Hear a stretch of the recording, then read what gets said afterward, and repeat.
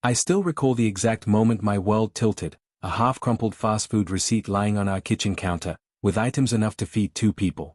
It was the simplest piece of paper, yet it felt like a harbinger of something I couldn't name. Just the night before, my wife Brooke insisted she wasn't hungry, pushed her plate away at dinner, claiming a migraine had killed her appetite. I remember nodding sympathetically, urging her to rest. But here was this receipt, time-stamped at 11:30 p.m., proving she'd bought 2 full meals while supposedly lying in bed. My pulse spiked, and a slow, cold dread coiled through my veins. As I stared at that flimsy slip of paper, I knew something was very wrong. I guess I should start with who we are, or who I thought we were. My name's Evan. I'm in my early 30s, a freelance web developer who often works from home. Brooke is a nurse, bright and compassionate, though her shifts can be brutal. We met 7 years ago at a mutual friend's party. She was quiet, sipping sangria on the balcony, lost in thought. I mustered the nerve to compliment her floral print dress, and we fell into an easy, meandering conversation about travel. Before the night was through, I was smitten. I proposed 2 years later. Now, we share a modest condo on the outskirts of the city, a place we once filled with laughter, lazy Sunday mornings, and an unspoken sense that we truly understood each other. Lately, though, Brooke had seemed off. Subtle changes: she'd come home later than usual, claiming extra shifts. She was quieter at dinner, finishing half her food. She'd head out on errands that stretched longer than expected. I tried not to read too much into it. Her job is high stress, after all. But finding that fast food receipt felt like a domino tipping. Everything suspicious about the last few weeks flooded my mind. If she truly had a migraine last night, too nauseous to eat, how did she manage to slip out for burgers and fries at midnight? Let me backtrack to last night specifically. I was in our living room, finishing up some code for a client, when Brooke trudged in around 8 p.m. She looked pale, complained of a throbbing headache. I offered to order Chinese or heat up leftover pasta, but she shook her head. "I can't stomach anything," she whispered. "I'll just take a shower and lie down." I rubbed her shoulder sympathetically, told her to rest. She disappeared into the bedroom, lights off. Around 10 p.m., I peeked in, found her asleep or at least feigning it, face turned away. I decided not to bother her, heading to bed myself an hour later, expecting her to be there. But she was gone. Her wallet and keys missing from the dresser. Confused, I wandered the condo, found no sign of her. I even called her phone, which rang twice before clicking to voicemail. A wave of worry swept me. Was she at the pharmacy? The hospital? Some emergency?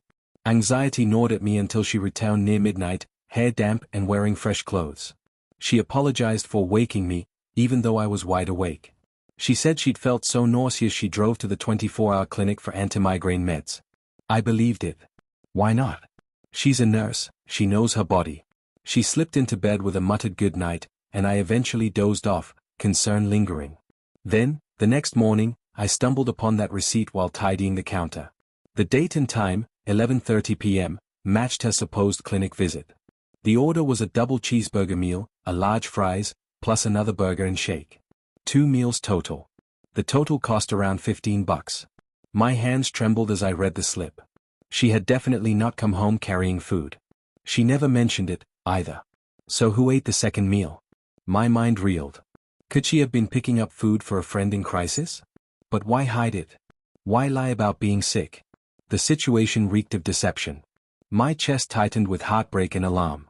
I tried to calm myself, remember that maybe she'd just gotten an extra burger for tomorrow or something.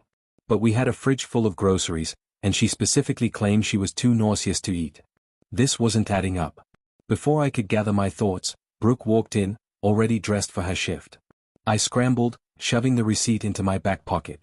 She kissed my cheek, asked if I'd mind watering the plants that evening.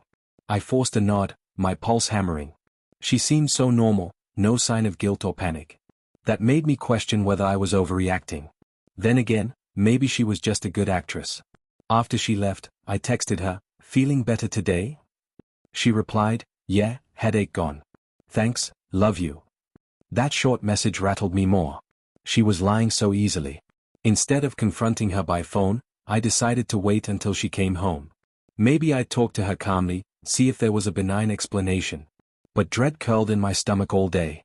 I tried to work, but my thoughts spun, conjuring dark scenarios. Was she meeting someone else? Sneaking out late to share a meal with a secret companion? My chest tightened at the idea of Brooke betraying me. We'd always been each other's confidants. She never struck me as the type to cheat. But the cynic in me recalled that affairs sometimes manifest in such small deceptions. People claim they are sick, yet they vanish for suspicious reasons, return with false stories. The memory of our earlier years, how trusting and open she'd been, clashed with the current situation. That evening, I made dinner, grilled chicken and vegetables. She was scheduled to be off by 7 p.m., so I expected her by 7:30. She texted me at 6:45, running late, big backlog at the hospital. Don't wait up. My heart sank. Another delayed arrival. Another shadow of suspicion. I tried to stay calm. She eventually appeared at 9 p.m., hair slightly damp again, claiming she'd showered in the staff locker room because a patient had vomited on her scrubs. She apologized for missing dinner. I forced a brittle smile, silently deciding to wait until we were alone in the living room to confront her about the receipt. But the living room talk never happened. She went straight to bed, citing exhaustion. I stood there helpless, the receipt burning a hole in my pocket. After pacing the hallway for a while, I decided I'd corner her first thing in the morning. Enough was enough. Morning came, and Brooke was up before me, already out the door, apparently picking up an early shift. A note on the kitchen table read, "Sorry, covering for a coworker, see you tonight. Love, B." My frustration flared. Another day stalled. Another day of swirling anxiety. That night, she got home around 8 p.m. We sat on the couch, tension thrumming beneath my attempts at small talk. Then I mustered my courage. "Brooke," I began, turning off the TV. She glanced at me curiously. "We need to talk about something serious." She set her phone aside, a flicker of concern crossing her face. "What's wrong?" she asked. I pulled out the fast food receipt from my back pocket, smoothing it onto the coffee table. "I found this yesterday. It's from the night you said you had a migraine and left around 11:30. It shows an order for 2 meals. Care to explain?" My voice trembled slightly, but I held her gaze. Her expression froze, eyes darting from me to the receipt. "Where did you get that?" she asked quietly. "It was on the kitchen counter. Or partially in the trash, I'm not even sure. But it's definitely yours, right? The date, time, everything matches your alleged clinic visit." She swallowed, color draining from her cheeks. "Evan, it's not what you think," she began. I leaned forward, heartbreak and anger swirling. "Then what is it? Because it sure looks like you snuck out and got food for 2, even though you told me you were too sick to eat. Were you meeting someone?" She shook her head vigorously. "No, I swear, I wasn't meeting anyone. She hesitated, tears edging her eyes. "I was just starving, okay? I'd had the migraine, but it eased up, and I suddenly craved greasy food. I was embarrassed because I'd made a whole fuss about being nauseous, so I said nothing. I got the second meal to eat later in case I was hungry again." Her voice wavered. I studied her face. "Really? Then where's that second meal? Because I didn't see any leftovers." My tone was sharper than I intended, but I needed clarity. She fidgeted. "I ended up throwing it away. It got cold, and I felt guilty about the wasted money. Didn't want you to see me being weird." She exhaled shakily. "I know it sounds dumb, but sometimes I do impulsive things when I'm stressed. I'm sorry I lied about going to the clinic." My heart hammered with conflicting emotions. Could that be the truth? She looked genuinely upset, tears brimming. But something still felt off. Why hide it from me? We're spouses, you can just say you were hungry again. Why this elaborate story about the clinic? She pressed a hand to her forehead. "I can't fully explain it. I was mortified at how dramatic I acted earlier. I said I was nauseous, but then got these cravings. I guess I wanted to avoid your judgment. It was late, I was out anyway, it just escalated. I'm sorry." My anger softened a notch. Brooke does have a habit of feeling shame about random things, especially if she's worried about how I might react. Maybe it was just an impulsive binge. Still, the rational part of me wasn't fully convinced. But I saw her tears, her trembling lip, and found myself wanting to believe her. "I don't judge you for being hungry," I said quietly. "I do judge the lying." She nodded, tears slipping down her cheeks. "I know. I promise it won't happen again." We sat in tense silence for a moment, then I gently reached out, letting her fold into my arms. She sobbed softly, apologizing repeatedly. My mind churned. I told myself maybe that was it, Some weird, misguided attempt to satisfy a craving while preserving her pride. It's not entirely rational, but we're all human. I whispered comforting words, telling her we'd move past it. That night, we crawled into bed, her clinging to me battling the leftover suspicion. But I tried to push it aside, focusing on the relief that maybe there was a normal explanation. Days passed.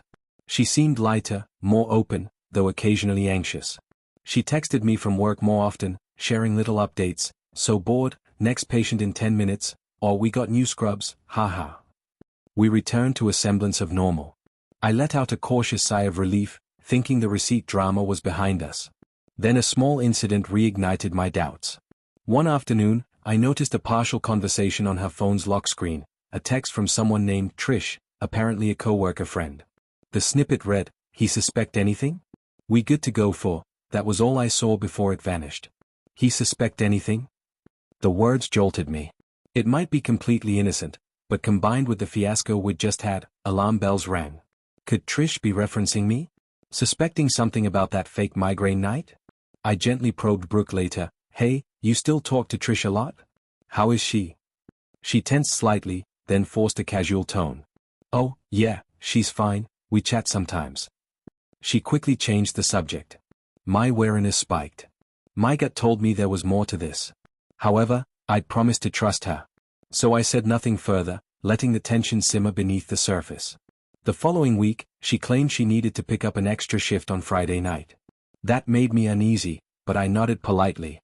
After all, nurse schedules can be erratic. She left around 4 p.m., saying she might not be back until midnight or later. Once she left, I found myself pacing the apartment, old paranoia returning. If she was truly just picking up a shift, there'd be no reason to doubt it, right? By 9 p.m., I got a text from her, "So slammed, might be here past 1 a.m. don't wait up." I tried calling her.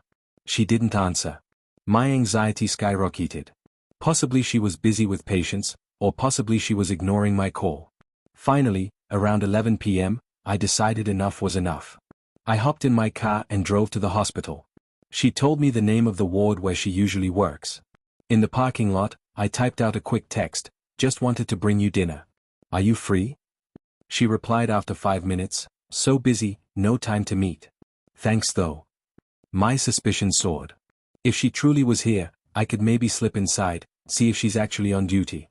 The hospital was fairly quiet in the late evening. I found the nurse's station for her floor. A friendly staff member asked if I needed help. "My wife, Brooke Carter, works here.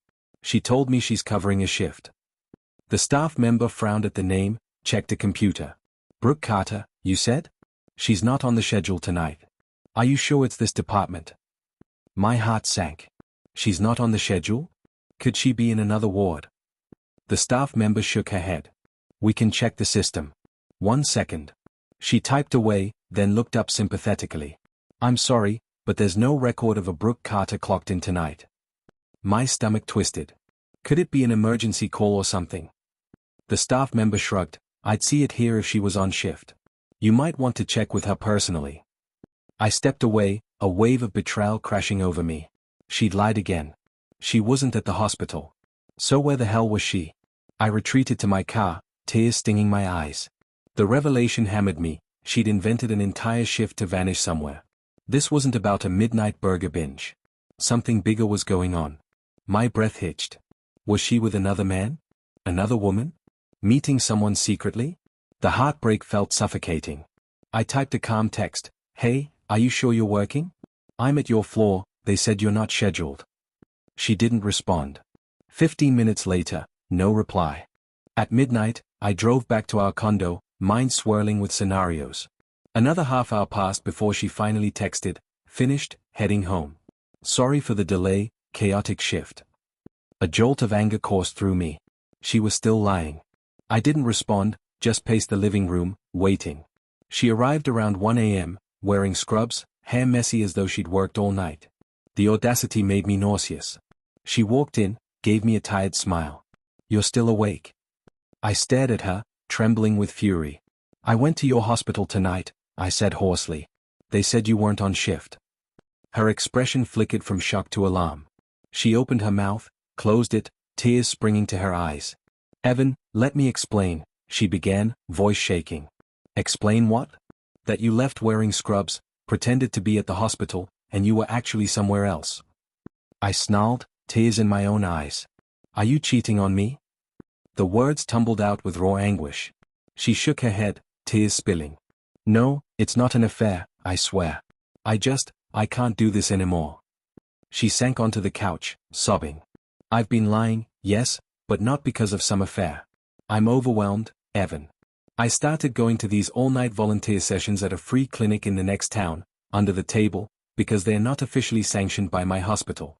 I didn't want you to worry, so I lied about picking up shifts. I stared at her, still furious. That makes no sense. Why keep a free clinic volunteer gig secret from me? Why not just say so? And what about the fast food fiasco? The second meal, the weird texts, the mention from your coworker about me suspecting something. She sobbed into her hands. I can't talk about it. The clinic is operating in a gray area, no official licensing. It's to help undocumented immigrants who are afraid to seek formal medical care. If the hospital found out, I could lose my license for practicing outside official channels. That's why I told no one, not even you. I was terrified you'd talk me out of it or slip up accidentally. She sniffled, eyes red-rimmed. The second meal was for one of the patients who was starving. That night I told you I was nauseous, I actually drove out to deliver food to them. Then felt guilty for lying, so I said I was at the clinic to pick up migraine meds. Everything spiraled. My head spun. Could that be true? She's a nurse, deeply compassionate. This scenario isn't impossible. But why would her coworker text, he suspect anything? Perhaps the coworker is also involved, worried about me discovering their unauthorized practice. Then who's Trish? Why would she ask if I suspect anything? Brooke sniffled. Trish is a colleague from my hospital, also volunteering. She was paranoid about spouses or administrators finding out. She texted me about it. We'd been telling everyone we were picking up extra shifts, but the reality was we were volunteering at night in this hush-hush arrangement. I know it's insane. But these people need help desperately. We're not hurting anyone, well, except by lying to you. I stared, tears of frustration and relief swirling. Her story was bizarre yet plausible. Knowing her huge heart, it wasn't unthinkable she'd break rules to help those in need. But I was still reeling from the deception. You realize how this looked, right? 1,000,000 times, you could have told me. Instead, you lied, made me suspect the worst. She wiped her cheeks. I couldn't risk you letting it slip to anyone. The legal implications are huge. I'm so sorry, Evan. I never expected it to blow up like this. I was trying to protect everyone. The receipt, the late nights, it all got tangled. My chest felt tight with a strange mix of anger, relief, and admiration for her moral drive. You let me think you were having an affair. You left me in the dark, terrified. Don't you see how messed up that is? She nodded frantically. I know. I messed up. But I had to choose between telling you and risking the clinic's exposure or living this double life. I convinced myself you'd never find out. That was stupid. We fell silent, tension thick in the air. My heart still pounded with adrenaline. So how can you prove you're telling me the truth now? I demanded. Because I'm exhausted from these half-lies. She nodded, rummaging in her bag. She pulled out some folded papers, patient charts with no official hospital headers, scribbled notes on patient conditions. Look, these are from the clinic. We can't keep official electronic records. I have them to track care. Also, she pulled out a slip of paper with an address scribbled. We operate from a small building in Glendale. We hide the sign, keep hush about it. I'll take you there if you want. A wave of conflicting emotions surged. I studied the papers, the scrawled notes in her handwriting. It looked legit. Why keep the second meal a secret? I pressed, still hurt. You could have told me you were feeding a patient. She teared up again. I was so flustered. The patient was a teenage boy, hungry. I left him one meal, ate the other. Then I realized how suspicious it would look if I told you. So I lied about the migraine. I was juggling so many lies already. I fell back onto the couch, exhaling shakily. Brooke, this is a lot. You spent weeks letting me think you might be cheating, all to conceal a volunteer clinic? That's no small betrayal. I admire your cause, but this is huge. She clutched my hand. I know, and I'm prepared for the fallout. I'll quit the clinic if you want me to. I don't want to lose you. Despite my anger, her sincerity melted some of my rage. She wasn't cheating. She was risking her nursing license to help vulnerable people, lying to me out of misguided fear. It was still a betrayal, but of a different color. Slowly, I said, we need to fix this. You can't keep lying. I want total transparency. If you plan to keep volunteering, I need to know. Or if it's too risky, maybe we find a safer channel to help them. But no more secrets. Tears welled in her eyes again, relief flooding her face. Yes. I promise. I'll tell you everything, whenever you want to know. I can't keep living like this. She paused, then quietly added, I understand if you're angry for a while. I was. My heart still felt bruised. But at least the terror of infidelity had lifted. We'll figure it out, I whispered, pulling her into a trembling embrace. She sank into my arms, sobbing with relief. I held her, a swirl of heartbreak and forgiveness swirling in my chest. Over the next days, we had long, raw conversations. She revealed how an old mentor introduced her to the clandestine clinic, how the staff are mostly volunteer medics who serve undocumented immigrants. She was drawn to the cause, seeing how they'd avoid formal hospitals out of deportation fears. She recognized the risk. Practicing outside official channels is illegal. She felt if her hospital found out, she'd be fired or lose her license. So she invented stories of extra shifts. The fast food for two fiasco was indeed a meal for a malnourished patient. She'd snuck out from bed, overcame her headache, and decided to do a supply run. I confided how every lie chipped away at my trust. She apologized sincerely, acknowledging she should have told me from the start, trusting I'd keep her secret. She admitted she didn't want to burden me, nor did she want me to worry about legal jeopardy. It was an ill-conceived attempt to protect me. We decided that from now on, if she wanted to continue volunteering, we'd figure out a safer approach, maybe help them connect with legitimate charities or an immigration lawyer. We also resolved to see a counselor for a while, to navigate the breach of trust. Because while her intentions might have been noble, the betrayal stung deeply. At therapy, we learned to communicate better, to share anxieties instead of burying them. Brooke realized that her fear of confrontation was overshadowing her respect for my feelings. I realized that my suspicion jumped straight to infidelity because I felt so blindsided. We took small steps toward healing. She let me see the clinic, meet the volunteer coordinator. I gleaned how important this cause was to her, how she thrived on helping these marginalized folks. I began to admire her conviction again, though I insisted we find a safer path if possible. The dynamic at home shifted. Freed from the burden of secrecy, Brooke opened up about her experiences at the clinic, heartbreaking stories of patients too afraid to see a real doctor. My anger softened into empathy for her moral drive. Yet I also set boundaries. If she needed to go at night, she must let me know truthfully. If the hospital discovered her involvement, we'd face it together. She agreed wholeheartedly. Slowly, trust began to mend. The nights became calmer. She no longer came home at odd hours with flimsy excuses. She'd simply say, I'm heading to Glendale after my shift to check on a patient, and I'd either volunteer to drive her or at least text for updates. The tension drained away, replaced by a cautious sense of unity. We joked, half smiling, about how a single fast food receipt nearly blew up our marriage. Meanwhile, I wrestled with guilt over how quickly I assumed an affair. She assured me my reaction was understandable given the blatant lies. Our therapist pointed out that love and suspicion can coexist when evidence points to wrongdoing. The key is how we move forward once the truth is out. We moved forward by forging a new honesty. Months passed. The memory of the receipt fiasco faded into a cautionary tale. We overcame the immediate crisis, but the deeper lessons stayed. Brooke continued her volunteer work in a more structured way, eventually connecting with a local nonprofit that offered pro bono legal and medical services for undocumented folks. That alleviated some of the risk. She told her co-worker Trish the same, no more secrecy, let's do this properly or not at all. They were a bit anxious about official processes but realized it was better than lying to everyone. Our marriage grew stronger in a sense. The near break taught us to be direct about fears. I no longer ignore the small changes in her behavior, she no longer hides behind half-truths. If she's picking up an extra shift, I trust her because she proved it by letting me see her schedule or calling me from the staff lounge. She never again let me wonder if she was truly at the hospital. That transparency, ironically, gave me a sense of comfort. We still have moments of tension. Occasionally, a stray detail will remind me of that dreadful night I found the receipt. My stomach might tighten, a reflex of old anxiety. But then I remind myself that we're in a new chapter, one built on mutual respect for each other's truths. She'll sense my unease and gently reassure me. We talk it out instead of letting it fester. That's the difference now.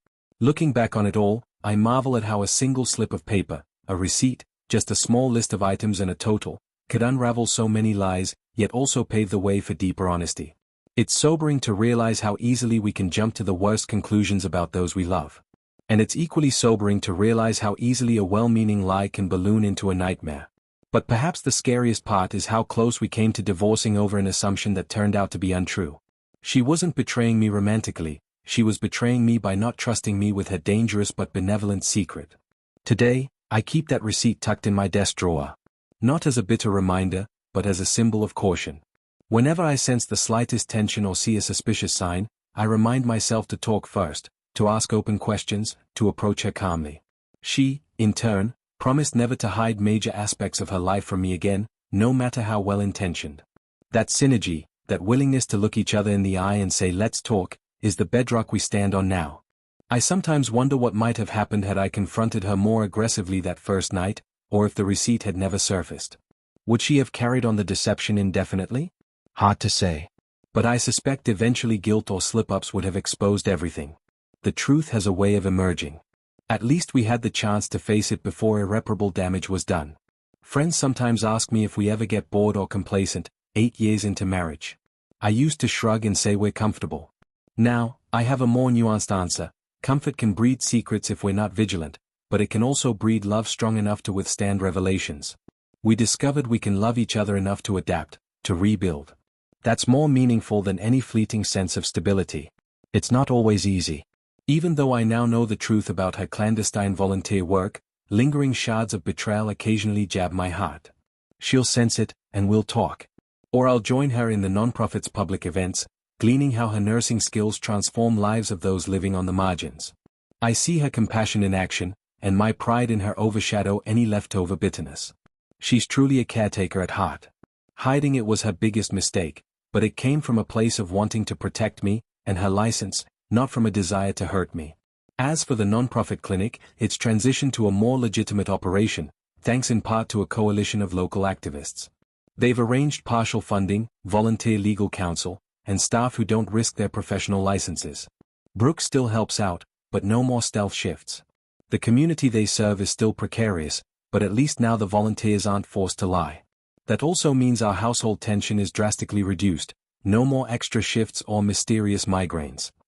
Sometimes, over dinner, we laugh about the chain of events.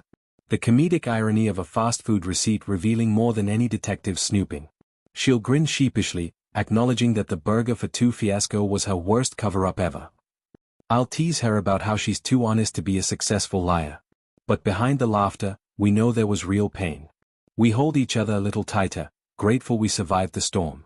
We also remain mindful that trust is an ongoing choice. She trusts me not to reveal the sensitive details of her volunteering. I trust her to keep me informed if she ever feels the pull to do something risky again. Our lines of communication are open. If she's stressed, I encourage her to talk. If I sense secrecy, I ask gently rather than letting suspicion fester. It's a delicate dance, but it's ours. In quiet moments, I reflect on how illusions can form so easily in marriage. We think we know every detail of our partner's life until a single shred of evidence suggests otherwise.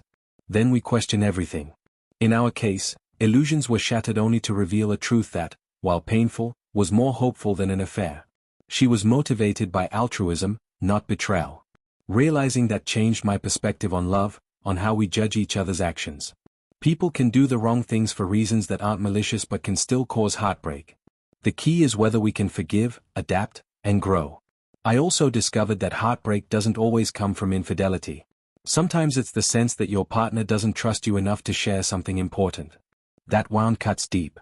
But as painful as it was, it gave us the opportunity to rebuild on a sturdier foundation. I'd rather face the messy reality of her moral convictions than live in a bubble of half-truths.